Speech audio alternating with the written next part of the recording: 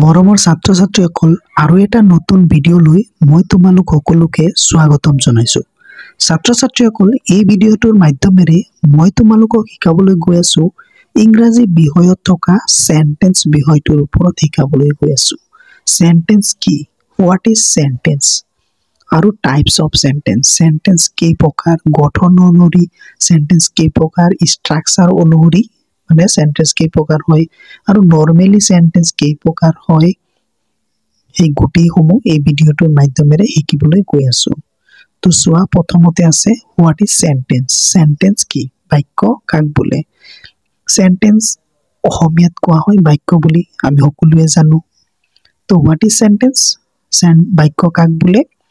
দুটা বা তাতকৈ অধিক ওয়াৰ্ড লগ লাগি এটা সম্পূৰ্ণ অৰ্থ প্ৰকাশ কৰাকে সেন্টেন্স বোলে। যেনে রিডিং ইজ মাই হ্যাবিট। ঠিক আছে, এতিয়া সেন্টেন্স মানে আমি কি বুজিলো? দুটা বা তাতকৈ বেছি শব্দ লগ লাগি এটা সম্পূৰ্ণ অৰ্থ যদি প্ৰকাশ কৰে তাকে সেন্টেন্স বুলি কোৱা হয়। এক্সাম্পল আছে ৰিডিং ইজ মাই হবি। তাৰপিছত এতিয়া আমি জানিম types of sentence according to structure. গঠন অনুসৰি, বাক্যৰ গঠন অনুসৰি সেন্টেন্স কেই প্ৰকাৰ হয়, গঠন অনুসৰি বাক্য কেই প্ৰকাৰ হয় এইটো জানিম আমি। তো চোৱা, গঠন অনুসৰি সেন্টেন্স তিনি প্ৰকাৰ। গঠন অনুসৰি সেন্টেন্স তিনি প্ৰকাৰ। কি কি? যেনে সিম্পল সেন্টেন্স, যিটো অসমীয়াতকৈ সৰল বাক্য।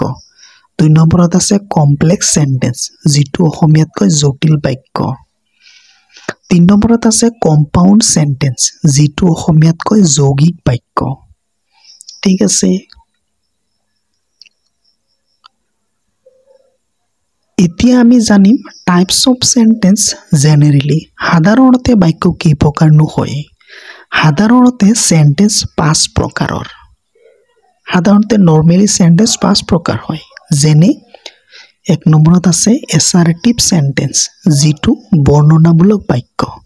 2 নম্বৰত আছে ইন্টাৰোগেটিভ সেন্টেন্স, যিটো অসমীয়াত কোৱা হয় প্ৰশ্নবোধক বাক্য।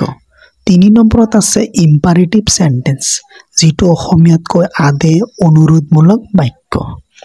4 নম্বৰত আছে অপটেটিভ সেন্টেন্স, যিটো অসমীয়াত কয় মনৰ ইচ্ছা বা আকাংক্ষামূলক বাক্য। 5 নম্বৰত আছে এক্সক্লেমেটৰী সেন্টেন্স, যিটো অসমীয়াত কয় আশ্চৰ্যমূলক বাক্য।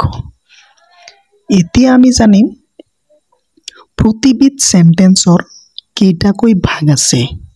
তো সেন্টেন্সটো আমি বহুত প্ৰকাৰৰ পালো, স্ট্ৰাকচাৰ অনুসৰিও পালো, তাৰপিছত সাধাৰণতেও বাক্য কেই প্ৰকাৰ সেইসমূহ পালো।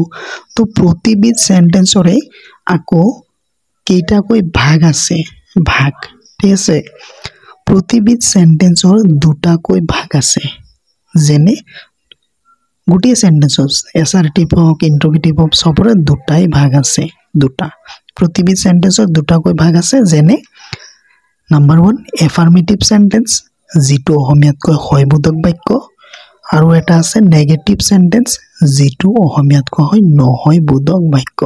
তো ছাত্ৰ ছাত্ৰীসকল, মোক লাগিছে তোমালোকে গোটেইখিনি গম পালা যে সেন্টেন্স কি হয়, সেন্টেন্স কেই প্ৰকাৰ হয়, গঠন অনুসৰি, সাধাৰণতে আৰু প্ৰতিবিধ সেন্টেন্সৰ ভাগ কেইটা, গোটেইসমূহ তোমালোকে ধুনীয়াকৈ শিকিলা এই ভিডিঅ'টোৰ পৰা। ধন্যবাদ।